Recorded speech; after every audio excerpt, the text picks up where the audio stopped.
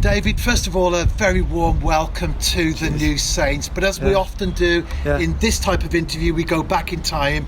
Okay. You're a Red, but you signed for Everton's academy. Yeah, that's right. So I was 14. I was a very passionate Red as well at that time. Then we're in the days of Kenny Dalglish and Ian Rush back in the late 80s when Liverpool dominated really well. But then so were Everton. You know, Everton were up there, so it was either Liverpool or Everton challenging for the leagues. And I was fortunate enough to get offered a contract by Everton when I was 14 all the way through. And, you know, my football passion to be a player above them was a little bit more than me desire to be a staunch Red and not sign for Everton. So I went with Everton at the time, which was a phenomenal football education. It was at the time when the legendary Howard Kendall was there, so Everton were winning, were involved in Europe and winning leagues there, so it was a real high calibre of players. Some Welsh legends there in Neville Southall and Kevin Ratcliffe. I think Pat van den Hauwe was there as well, just on the early days as well. So it was real good football education at that time.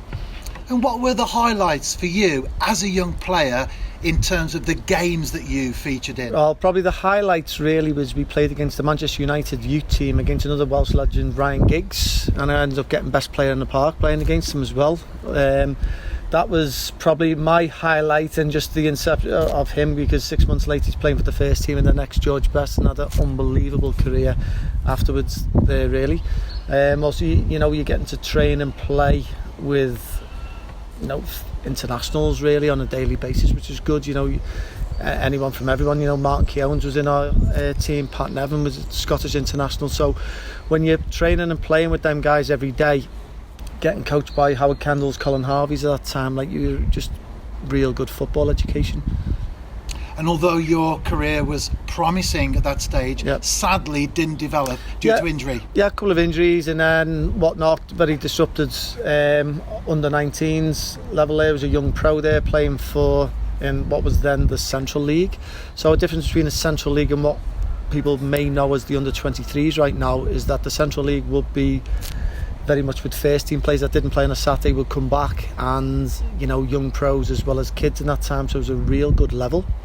And so again, that was, you know, I was very fortunate to play in the game at that time, but, you know, with a couple of different injuries and whatnot, it come under 19 contract didn't get renewed, and then went back into a little bit of, I come over here for a little short spell in non-league when the Welsh League was just starting up. I think there was an ex-Everton scout who took over Mould, I think it was at the time, and asked me to play for a couple of games for them.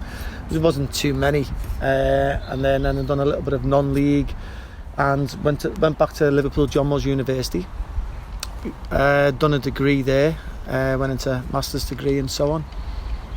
And your time at the university prepared you for sports science, and that took you to some quite exotic places around the world. Yes. China, Qatar, Jordan. It did. It took me on a unforeseen journey, but a very how can I put it, like, it was what it was. It was a real education in football really. So my journey then took me onto a sports science degree. At the time they did a course called the Fitness Trainers Award with the English FA, so that was in the back of 99-2000, and I went on to that course. It was only, I think, the first or second year that they were running it, and he asked me to be a course tutor. So from finishing the course and being a course tutor, I ended up working with different England teams as a sports science role, coach education, and then from putting on different coach education seminars, I was actually kind of headhunted and recommended to go out with an opportunity out in Qatar. I actually didn't know where Qatar was at the time, and I had to look it up on the map, and I just got told it was close to UAE and Dubai, and knew from there. But what an unbelievable journey that turned out to be. I was fortunate enough to do my PhD with Brazilian coaches at a side called Al Ahly, which I was just about 6 months out of having a certain player who would have been one of my students called Pep Guardiola, who played for the same team. But I was fortunate enough to work with the same Brazilian coaches that worked with Pep and that. So having done my PhD out there, looking at football performance on intermittent fasting during probably the hottest place in the world, the most humid place in the world, was a real good insight on top of, not only for physiology and sports science, but also football performance as well. So it was a real good, like I say, it's, you were talking about before, you never out your time in education, but that really was a good grounding, shall we say. and from the heat and humidity of places like that. You've also worked in West Bromwich in the promotion season as well for the Baggies. So how that came about is I finished my PhD. My ex-wife at the time, like, she had my first son and came back at that time, and it coincided with me getting my PhD. And I thought him a colleague of mine who used to work at the English FA, a guy called Richard Hawkins, who's now head of performance at Manchester United. He was at West Brom at the time, and he was moving with Brian Robson, and I just coincided, as football does. I'd just come back and Rich was moving across, and he got me into got an interview and went to work with West Brom, and we kicked on and won the league that season. A fascinating journey there, and the current stage brings you to the New Saints. You've mentioned lots of names, of course, so far. Who was it that was instrumental in bringing you to Park Hall? Gary Brabham. So I knew Gary from back playing a little bit for non-league at the time. Gary was at Runcorn at the time, so I knew Gary from them playing days, and he was a ferocious midfielder. Time there, I was only briefly at Runcorn at that time when Gary was there, but yeah, so I knew Gary from there, and Gary's obviously sporting director here, and he's taught me into coming across to sunny Wales. And what sort of additions to what already existed at the New Saints are you hoping to bring in your role? Well, having had an extensive journey within football, both as a player, as a coach educator, as a sports scientist and a fitness coach, you know, giving us all my love and dedication as I would do any role. It doesn't matter whether it's New Saints, Real Madrid or whoever. Like, once you cross that white line, you're given the same dedication and application. So it's been a real good first week in there. Really enjoyed working with the gaffer, Sarge, and the rest of the players have been different class as well. So it's just been a really good, enjoyable week.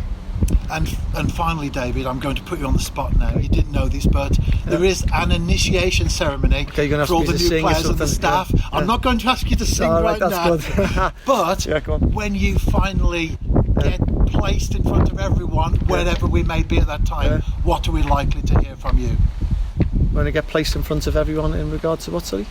What are you going to sing when you're standing there in front of everyone? Okay, I think it was a classic one we had in one of my trips. I was fortunate to work with the England amputee squad, and so that was my first England squad. I was very passionate working with them players because it was 1999, it was 2000, I was just into sports science, doing my master's degree, and they were phenomenal lads to work with. And so what happens is we got asked to go work with them in the World Cup, which was in Rio, which was a great experience, and there was a lot of good looking ladies down there, and the lads are talking to, you know, as it goes, as lads are.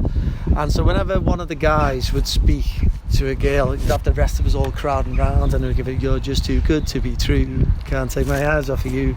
So it would be "I Love You Baby," probably from that little bit of a memory, like, because it was a good song and it brought back a few memories. So that's probably my go-to emergency karaoke one, but I am not a singer, so well, David, thank you for your time today. Very much appreciated. No Some problem. Fantastic memories there, and an insight into your career to date. And again, a very warm welcome to Park Hall. Cheers, thanks so much. Looking forward to being here and getting stuck in. Cheers, thank you so much.